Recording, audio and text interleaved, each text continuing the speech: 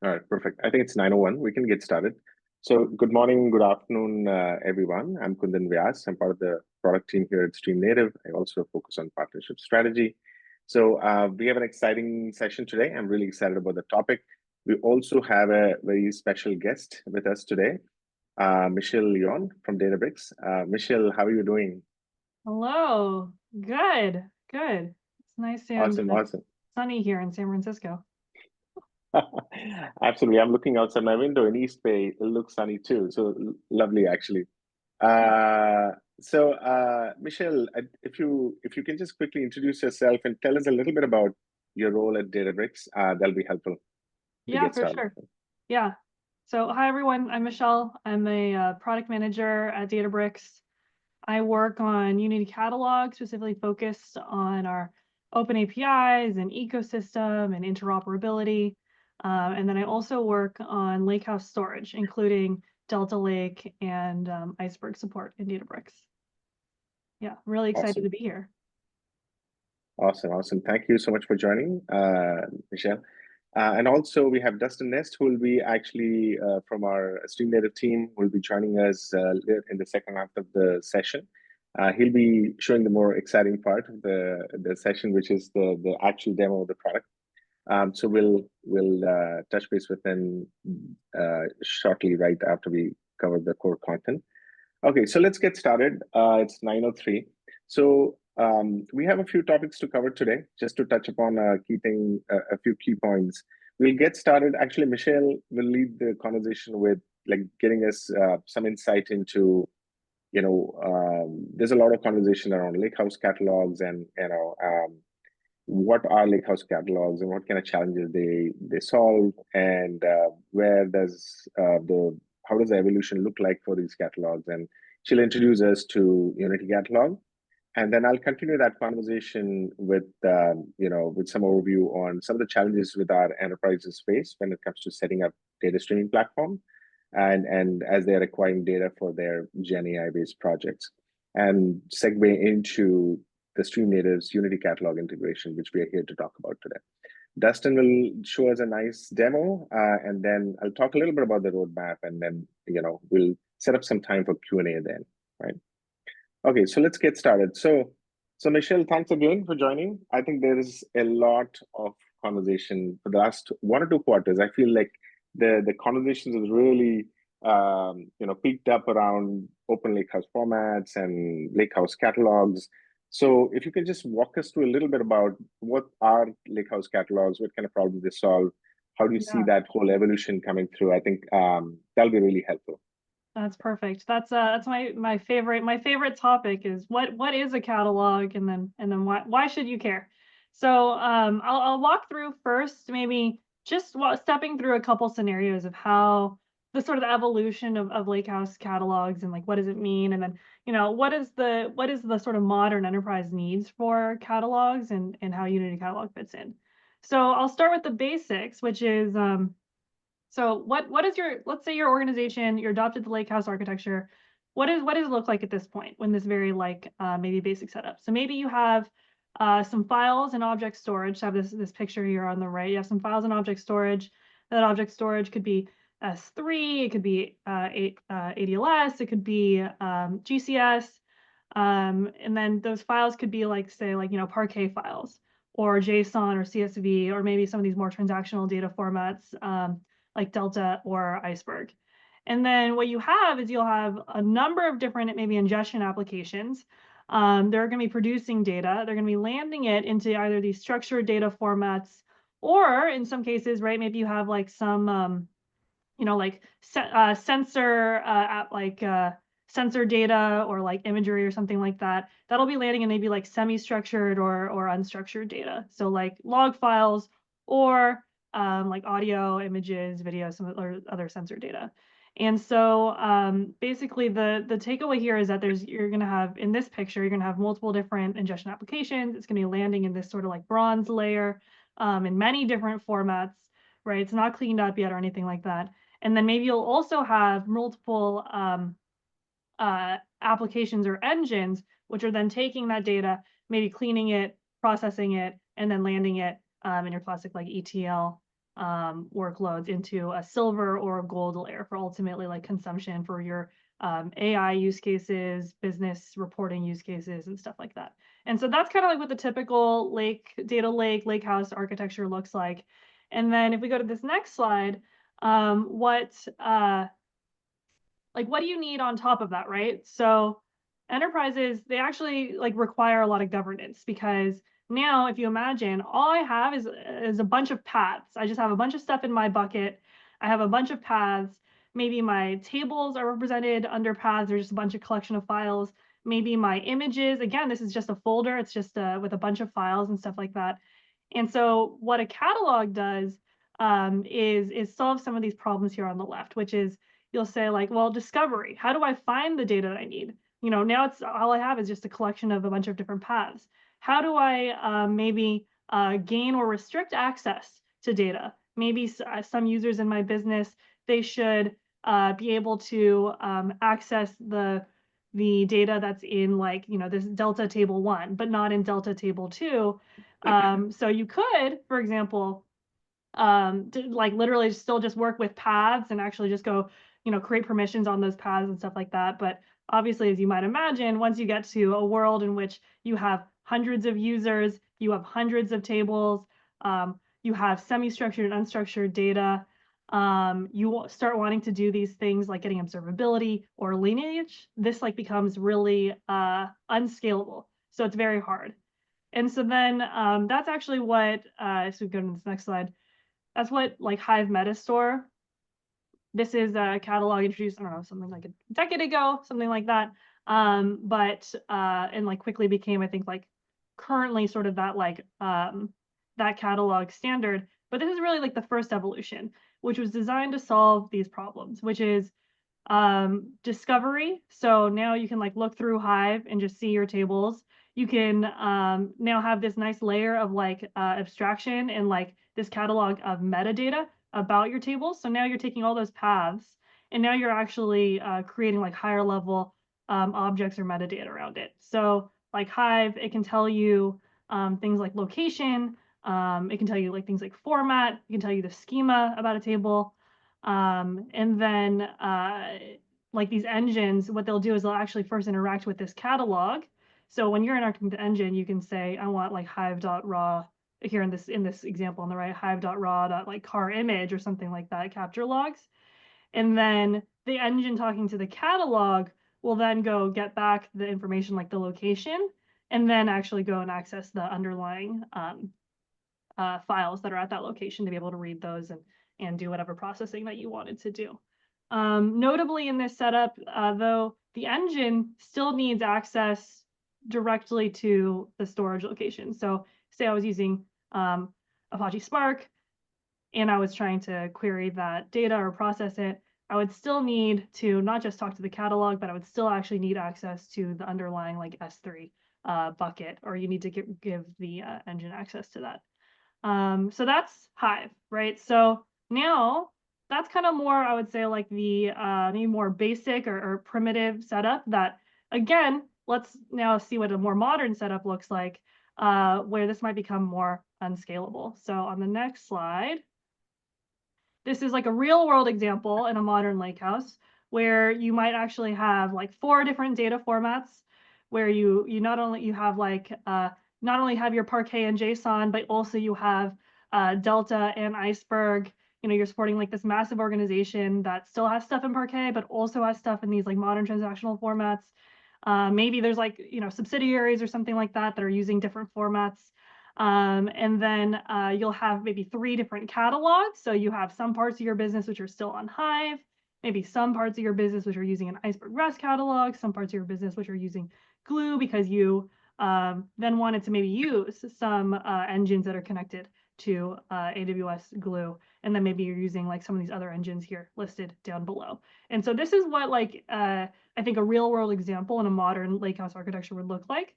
And there's still some limitations here, which is like now this picture has become really messy with all of these different catalogs and all of this different formats and engines, because some of the problems include like some catalogs, for example, maybe they only support some tables, maybe they only support some table formats. Your data and AI assets can get arbitrarily siloed here. So like, you know, some catalogs will support this unstructured data, some catalogs will not, some catalogs will support them, but maybe with different abstractions that are not necessarily mapped one-to-one. For like Hive and Glue, for example, the engines will still be required to get IAM permissions to the underlying storage, but then for maybe some Iceberg REST catalog implementations, they will actually vend credentials to underlying storage that are like short-lived and like downscoped so that you don't actually have to give that permission to the underlying storage, right? But as you can see, we're already starting to see some fragmentation. Discovery is super hard. So now you have 3 different catalogs and even object storage. For example, if your unstructured data is not even managed by a catalog, all that needs to be searched in order to find assets. So if I'm like a user on your, you know, data science or ML engineering team or something like that, and I'm just trying to find some assets, both structured and unstructured data, I have to go look through maybe multiple different catalogs and object storage even. And then finally, again, observability and lineage becomes really difficult. It's hard to get that complete picture because there's multiple ways of accessing data, so auditing becomes really difficult. And so this is a situation that like many businesses, customers, for example, I talk to and stuff like that, that they've lived this experience, they know the story, and this is, I think, like a situation that many folks find themselves in. And so to sum up, basically in this world where you have all of that like really messy picture, where you have all these different catalogs and formats and stuff like that, there's 3 different challenges. I think the first is that metadata silos will form across catalogs. So some catalog A will have some metadata on some assets, and then catalog B will have other metadata on some other assets, and then you really have to like now piece together things on your own, and your users could maybe not be getting that complete picture. Secondly, there's fragmented discovery, governance, auditing, and lineage. Again, like you might have to duplicate access policies across these different catalogs. In some cases, engines will actually still require access to underlying storage and pieces like that. And then finally, and then this is something that like we really care about at Databricks, is that governance across both data and AI is inconsistent and really difficult. Because many of these catalogs, they're kind of only designed for these like structured data use cases, but don't provide like this consistent, unified discovery, governance, auditing, lineage, et cetera, this whole experience across both data and AI assets. So those are some of the challenges today that we've seen talking to many customers and organizations out there. And then our goal is that what we want to deliver like on this open lakehouse for data and AI, where you get unified governance for all your data and AI assets, where any engine can read and write. And so like you get this unified governance and discovery and all that lineage, et cetera. All your assets can be governed in this one catalog. And then also it's fully open and interoperable, so any engine can read and write to it. And so on this next slide, this is why we built Unity Catalog. So now I'm going to talk a little bit like, you know, now I've talked about like why Lakehouse catalogs matter, right? Where you want to be able to have this unified governance and solve some of that fragmentation that we talked about and break down those metadata silos. Unity Catalog addresses that. So this is why we built Unity Catalog, started on the journey like 3 years ago here at Databricks, where with the vision that it's multi-format, so support any table format, including Delta, Iceberg, Parquet, CSV, JSON. I mean, I don't know, there's even more that are not listed here. And then it's multimodal. So we want to have this universal catalog for tabular data, and as well as like structured and unstructured data, or unstructured data and like AI assets like ML models. And then finally, Unity Catalog can provide that unified governance experience across your entire data estate by also interoperating really well with other catalogs and breaking down some of those silos. Okay, so again, I guess this is a little bit of a repeat of what I just said, but it's like, you know, how Unity Catalog enables this open lakehouse vision. You can manage your data and AI assets in one place. You govern your assets through a single source of truth. And then finally, it's open and interoperable. So you're able to leverage best of breed tools with your data. You can leverage any engine, any tool, any ingestion platform, et cetera, that you want to be able to use to with the data in Unity Catalog, and to bring data into Unity Catalog so that you can get that unified governance and combine it with other data sets for like business or ML applications. Okay, and then this is just that kind of like final picture of like our vision for Unity Catalog and Open Lakehouses. So, you know, you're able to bring any of these tools, including StreamNative, which we're really excited to talk about today, to the assets in Unity Catalog. So there's this super broad ecosystem. Unity Catalog supports open standards, so it's both open source. So we support the Unity REST API, which is the shared API for the Unity Catalog open source project, and then also the Iceberg REST Catalog API. And then that provides unified governance across all of your data and AI assets, whether it's tables in any format, volumes, which is our abstraction for unstructured data in UC, and then AI ML assets like functions, like for Gen AI, tool calling for agents, or like ML models, where Unity Catalog can also act as like a model registry. And so bringing all of this together, Unity Catalog helps to enable that open Lakehouse vision of having this unified data and AI governance, and breaking down some of those metadata silos that we see forming in modern Lakehouse architectures. Okay, now I'll pass it over to, I think on this next slide, I'll pass it over to Kundan to talk a little bit more about the challenges with streaming data to the Lakehouse, and I think talking a little bit more about like why we're really excited as well about this partnership, because it's going to make the lives easier for a lot of our joint users. Okay, take it away. Cool, awesome. Thank you so much, Michelle. That's really helpful. So yeah, it's Unity Catalog, definitely, I think, a solution to bring an order into organizing all your data in one place and making your life much easier. So that's great. And I think one of the key things now then for most enterprises would be, as they're getting ready for their Gen AI projects, to kind of, how do they ensure bringing that data to the catalog? How do they actually, ingest and stream their data directly to the catalogs? So let me just start with that, sharing some of the challenges which most enterprises face. I think I'm just going to focus on two and go deeper into the second one, because I think the second one's kind of more aligned with what we want to cover today. There's a lot more other resources I plan to share at the end of the session today, which will cover a lot of this other challenges solutions from StreamNative.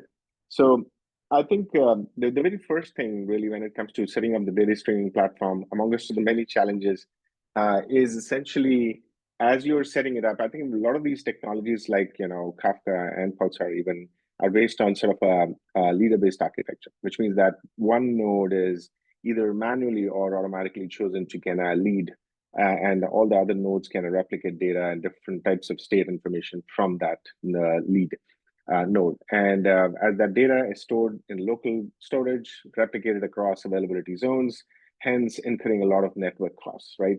I think so. There are lots of cost-related challenges in, as you set up your data streaming platforms, and I think it's very common. There are lots of benefits to a leader-based architecture too, but I think there are lots of cons, and cost is definitely one of them. StreamNative Ursa, I've spoken about this multiple times over my webcast. I will introduce that shortly in the coming slide, but essentially this is our premium engine within StreamNative Cloud. This is something which offers the solution to this sort of a challenge. It basically offers a leaderless architecture, and essentially that eliminates this whole extra cost which most enterprises incur because of inter cross AZ, like data transfer, which happens based on a leader-based architecture, right? So I'll share more resources on that. That's number one. Essentially, there's also one more solution which Ursa addresses, and you'll see that shortly. We have built in, as we were thinking through all these challenges, we also figured out a way to kind of write data directly to the native storage, taking the data more closer to the lake houses rather than actually, having that in a state before. So I think this is yet another important step we have enhanced within the Ursa engine, which allows the direct write capability to the lakehouses, and which definitely helps with a lot of cost savings as well. I want to focus a lot more on the second challenge, which a lot of enterprises face as they are setting up their pipelines to move the data. I think a lot of them are connector based. And whenever you set up a connector, there are a lot of good things about connectors. If there is a fully managed connector, sure, why not? But I think you incur more compute related costs with that. That's number one. Second, even if it's a fully managed connector, you have to make sure that your pipeline is up and running. You have to keep a track of that. Third thing is that essentially your connectors will only take your data as far as writing it to the storage, to the object storage, but they will not take it all the way to the catalog, most connectors. And these are some of the challenges which enterprises face. Then they'll have to perform yet another step for making the discoverability easy within the catalog, right? So thinking about all these challenges which most enterprises face, basically StreamNative's catalog integration now offers a solution to that. So there's a fully managed service which you can expect within StreamNative Cloud, which solves some of these problems, right? So I'm going to just walk you through what those are. But before that, let me quickly introduce you to Ursa for the folks who've not been familiar with it. Ursa Engine is our innovation. In the recent past, we've added this new premium engine within StreamNative Cloud, which essentially offers a choice to our customers in terms of how they stream, how they store, and how they actually publish that data all the way to the catalog, right? For the customers who really want, they have a scenario of a very latency sensitive workloads, they want low latency, then they certainly can choose one scenario, which is based on our Apache bookkeepers, where the data is stored in a persistent storage, right? For all the other enterprises who are okay to have a little bit of latency while pushing their data to the storage, they can choose our new capability here, which allows you to write directly to a Lakehouse storage. So this is essentially the capability we're talking about, where you can stream your data directly to the Lakehouses. And I think Ursa really offers that as a choice. So today, this capability is available within StreamNative Cloud for you to try out. I'll share more details on that. So let me talk a little more about the integration, because I think a lot more focus is towards how can we help our enterprises get their data to the catalogs, and without they having to kind of set up too much of pipelines, how can we make it cost effective? How can they leverage a fully managed feature or a service from StreamNative Cloud? So with that intent in mind, essentially, we've partnered very closely with Databricks to explore the right experience we can offer to our customers. So essentially today within StreamNative Cloud, you can expect a native integration, which you can configure while you're creating a cluster. As you're creating your cluster, Ursa cluster, you configure how you want to store your data, which sort of catalog do you want to use, and you enter all the authentication details, and you just basically deploy your catalog. And essentially that is going to start pushing data all the way to a low-cost storage service like S3, Google Cloud, or Azure Blob. And it'll also do the important part, as Michelle was talking about, the challenges of data discovery. We want to solve that too. We want to make sure that not only do we write that data to a certain format, we also make sure that data is written in the Delta Lake table, and it is also registered in the Databricks catalog. So we make sure that once the cluster is up and running, the data is flowing all the way so that the users have a direct visibility into the catalog. So that's the vision. And let me just walk through some more details here. For the folks who are familiar with Delta Lake format itself, like I just want to just go one level down and explain how this really works. So essentially, once you set up your StreamNative Ursa cluster and your catalog integration is configured and it's deployed and up and running, essentially what happens is as the data arrives in your topics, they're actually compacted and essentially they are stored in Parquet files. And that step happens. All these steps which I'm explaining obviously happen right back to back very quickly, but I'm just breaking them down for you. So you write your data in Parquet format in your low-cost storage service. And then essentially you check if there is a Delta table which exists in the storage or not. The mapping, I'll explain a little more on the mapping. Essentially, in the next slide, we allow users to map each topic to a corresponding delta table. Over time, we'll explore what other type of mappings make sense. But right now, you can say that you can assume that each topic is mapped to one corresponding delta table, right? So we create that delta table using, again, some of the commands from our Delta SDK. We register that table in Databricks Unity Catalog by invoking the Unity Catalog API. And then we perform the final step. So far, actually, only the table is created. The data is not visible to the user.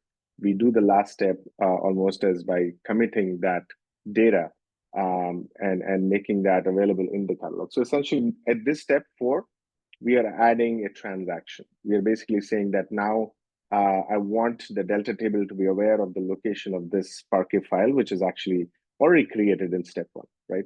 So with that, essentially, the last thing is that user is ready to query the data in Databricks, right? Or using any of the tools via Databricks, third-party tools via Databricks.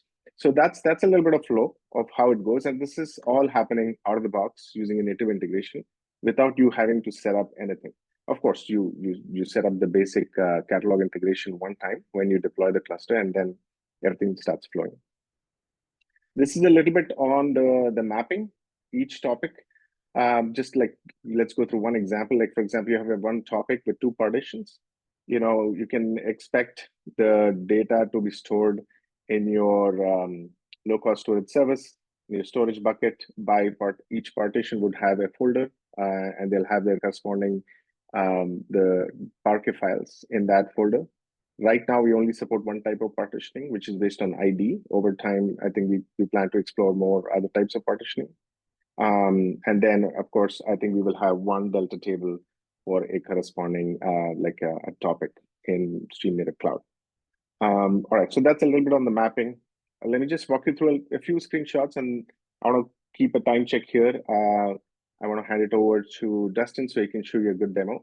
Essentially, this is the UI. Let me break it down for you very quickly.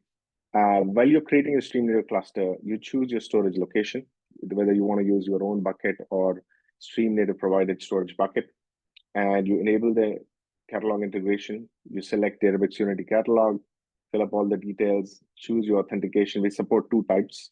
OAuth2 is more recommended for the production scenarios.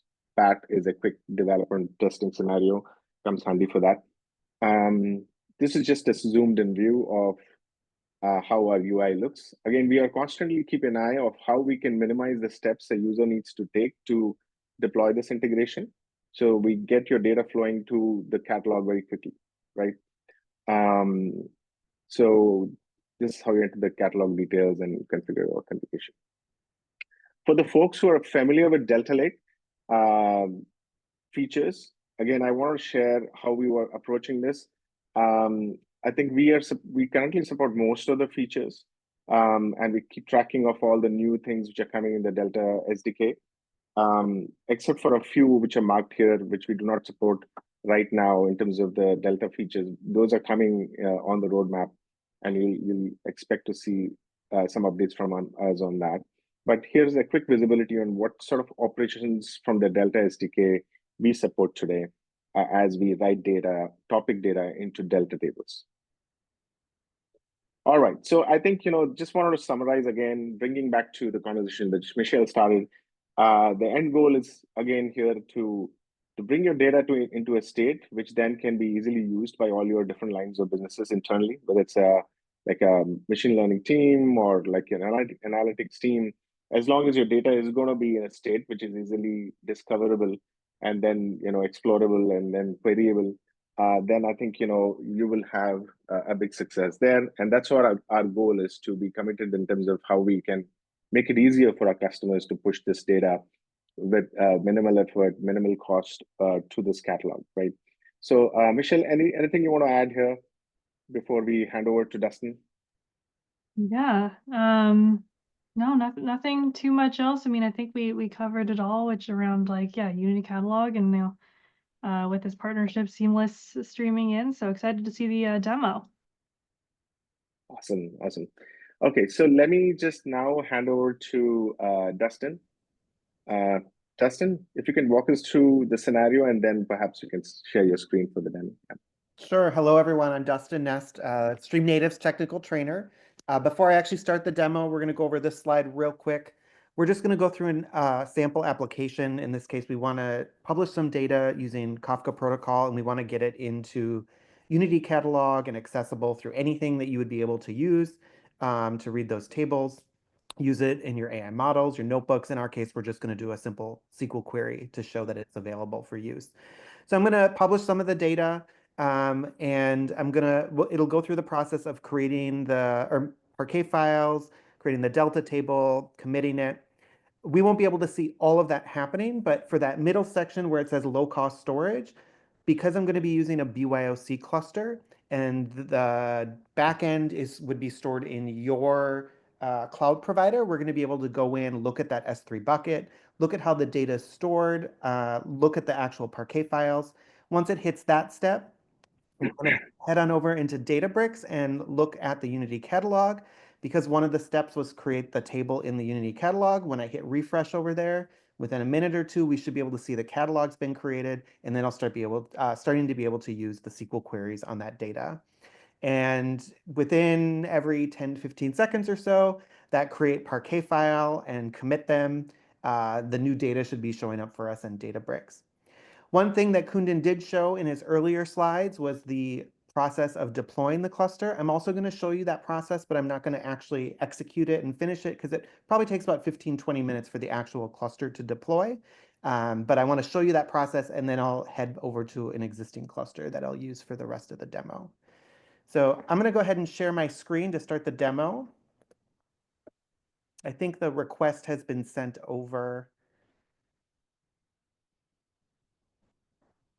Can you guys see my screen? Not yet. Doesn't look like it's Not yet. highlighted for me. Let me try again. Oh, there we go. And there. Can you see it now?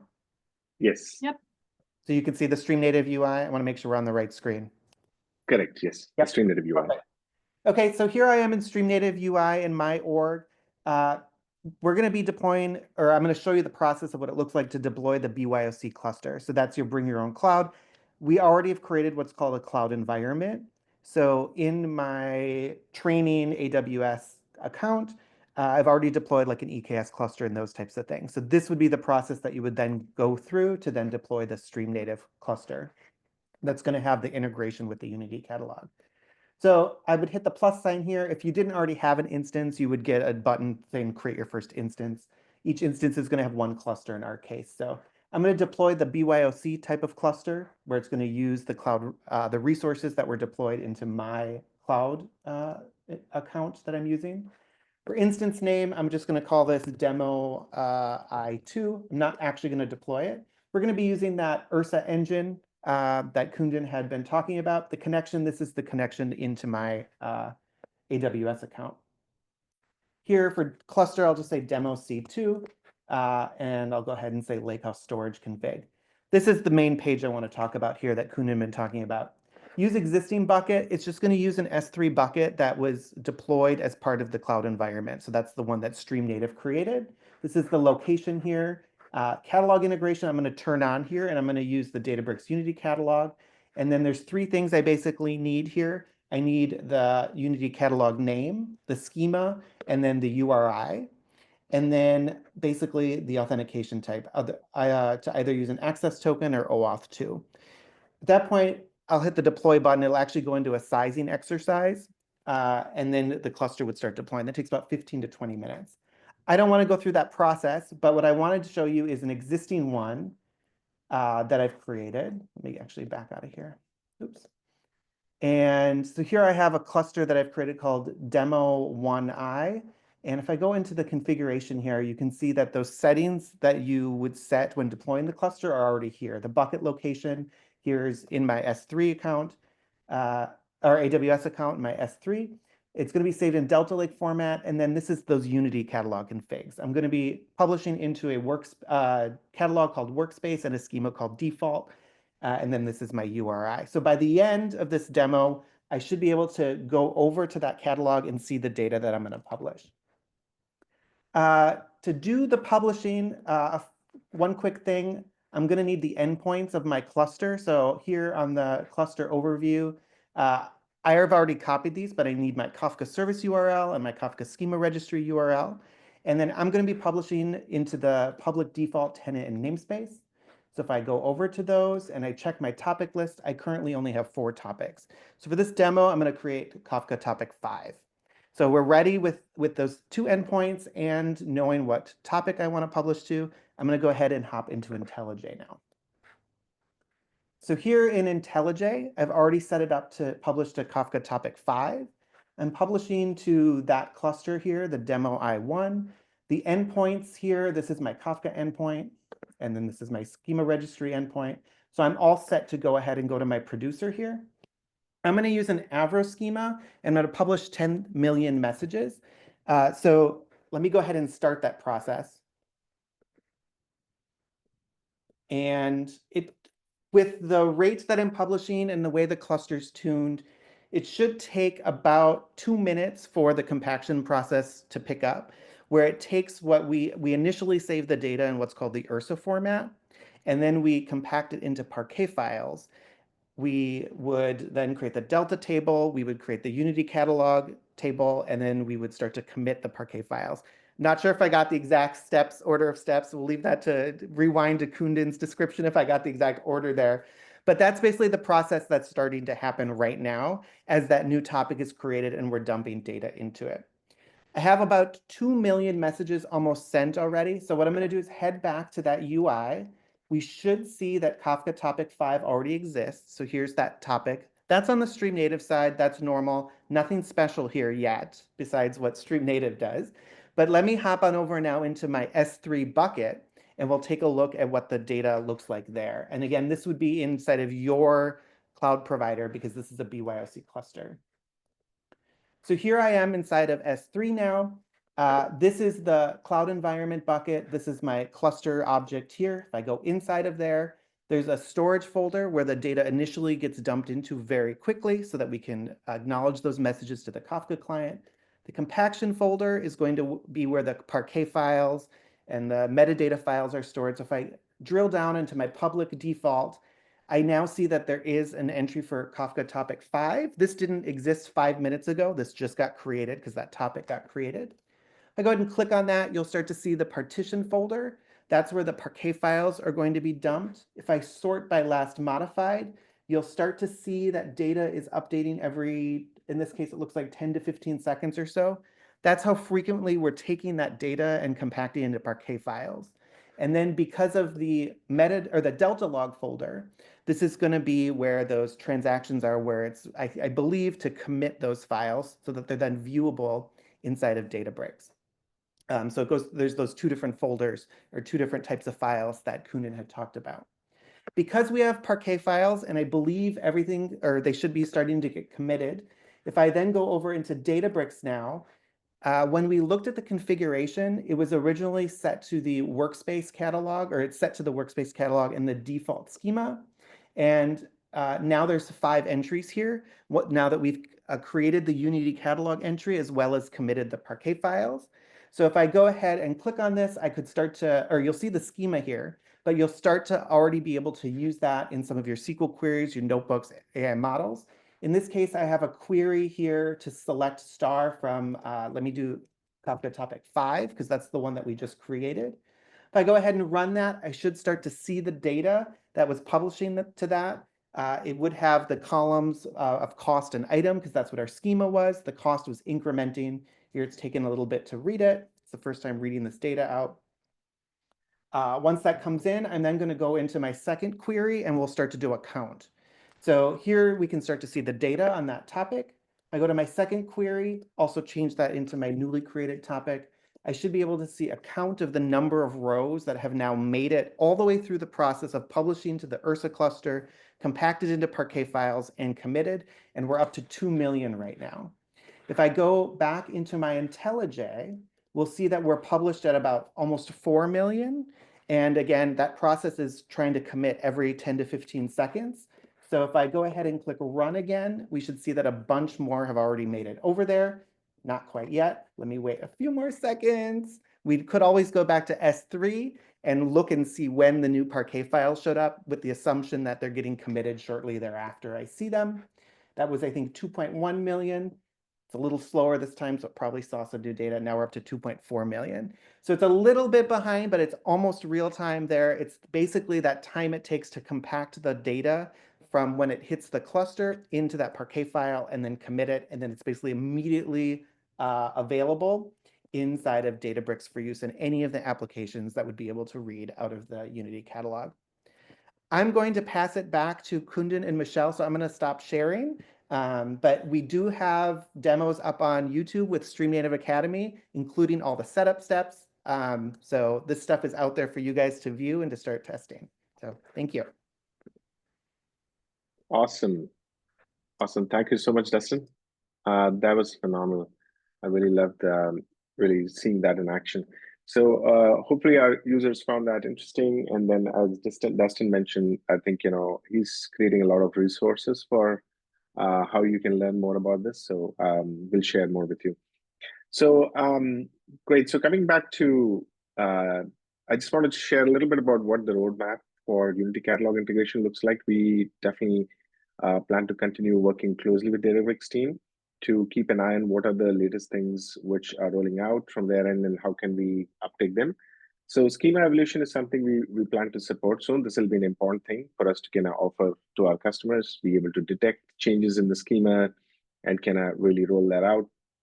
We currently use Delta standalone SDK to read and write Delta tables. So I think, we're working closely with the Databricks team to uptake the Delta kernel SDK, which is the more strategic SDK for reading and writing Delta files.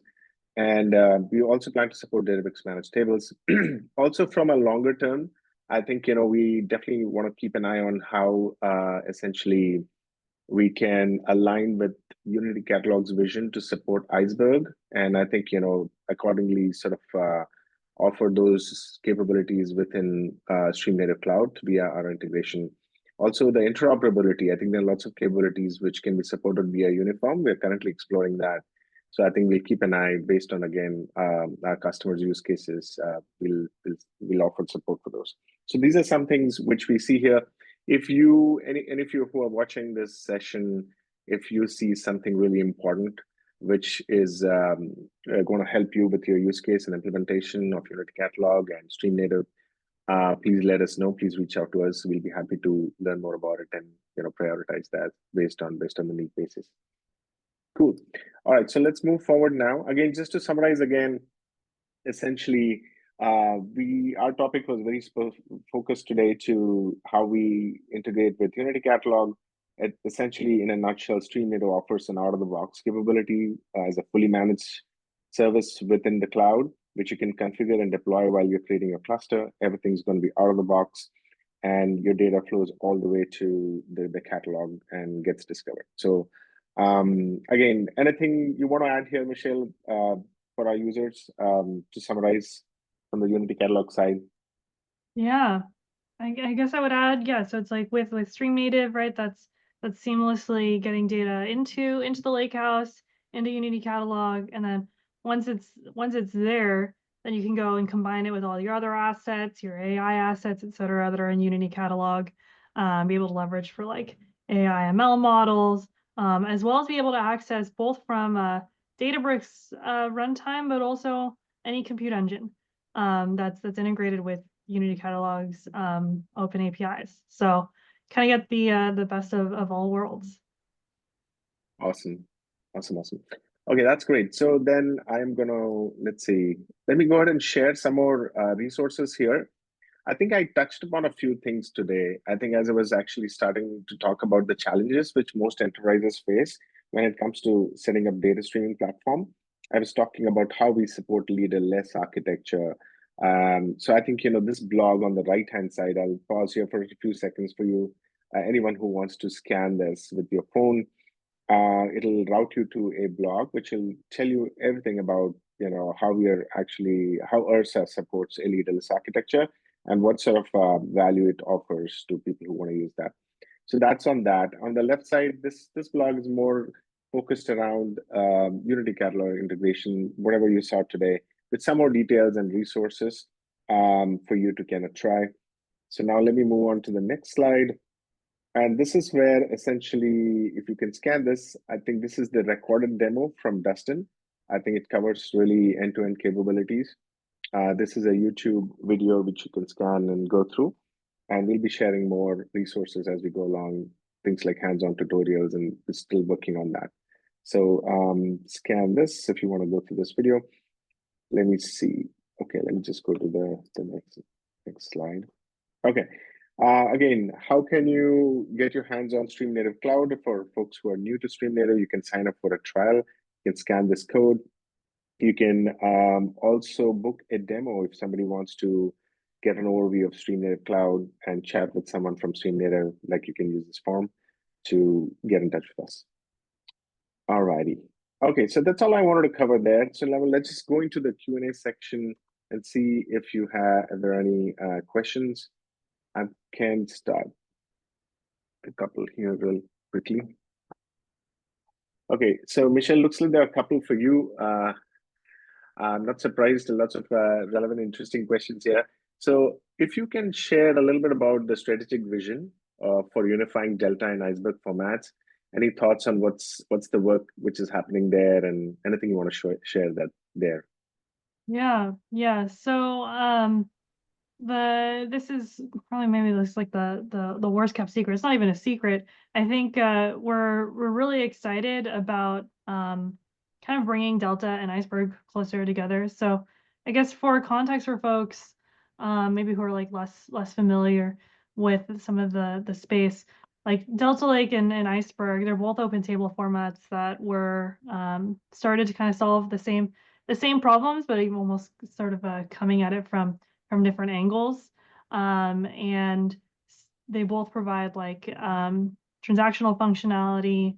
They're both kind of like this open table format and working really well with catalogs, et cetera, like what we just talked about. But there's also some like minor incompatibilities, like say differences in the metadata or how some things are represented, even for features which are analogous to each other.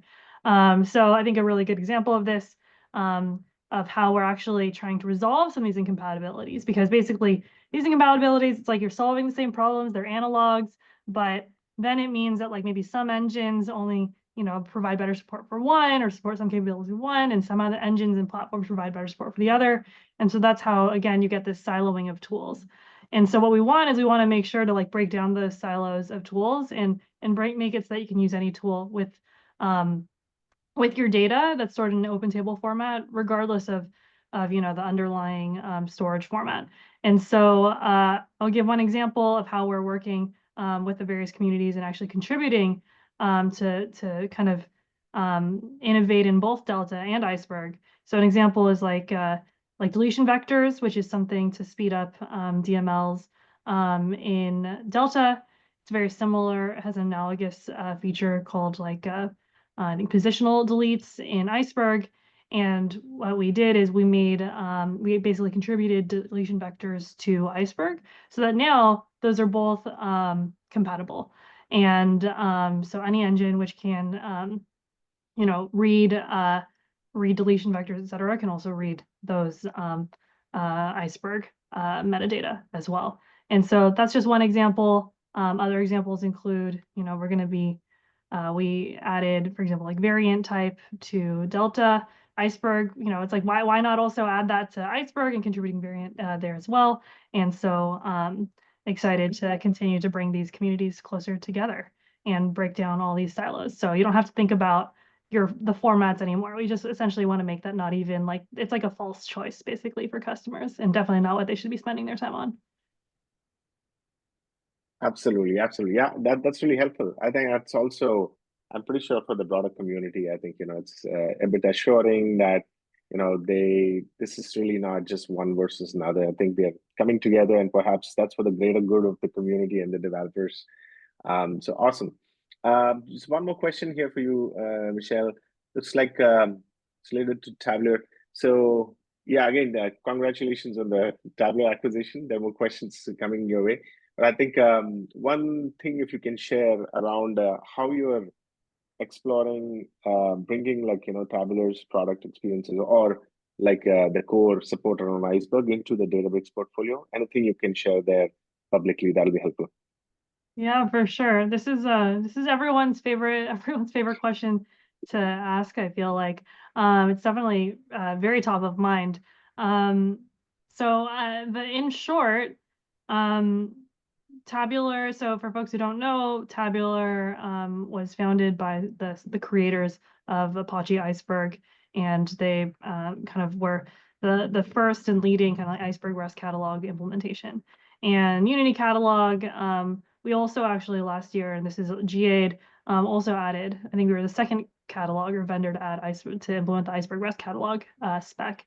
And so bringing the tabular team on board, I mean, the goal is really to enhance Unity Catalog, bringing some of their expertise around Iceberg, continuing to enhance Unity Catalog's Iceberg REST catalog support, as well as some of the work that they did in terms of like automatic optimizations within the catalog on your like storage and like data layout, for example, and data management, bringing some of those data management capabilities as well to Unity Catalog to continue to enhance our managed tables offerings. So yeah, excited, and I'm sure you'll be hearing more from us soon. Awesome. Thank you so much. Okay, so just one more question for me. I think how can you get your get your hands on the new integration? Yes, and what is the current state? So the question is, how can people try the StreamNative's integration with Unity Catalog? So to answer your question, you can. It's available in public preview today. So if you go sign up for a trial and get your hands on the product, this is mainly available on I would say the BYOC deployment offering which we have. So you'll have to choose the BYOC option, set it up, and then it's primarily available for AWS at the moment, and the support for the rest of the cloud providers is coming soon. So yeah, and also I think it's mainly on the Ursa engine. We still have support for our classic engine. So over time, we plan to add the support there as well. But right now, sign up for a trial. The public preview feature is available when you create an Ursa cluster, and then it's only on AWS and BYOC right now. So we are soon bringing this capability to other deployment options too.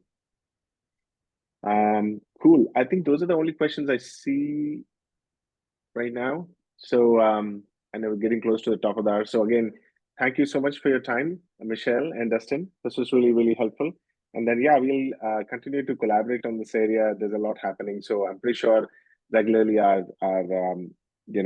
customers are going to need more updates from us. So I'm looking forward to collaborating with you all on this. Yes, very excited about the roadmap. Lots of cool things upcoming. Sounds great. Awesome. Thank you again, everyone. And we'll close this webcast now. All right. Take care. Have a nice day. Thank you. Bye-bye. Have a good one.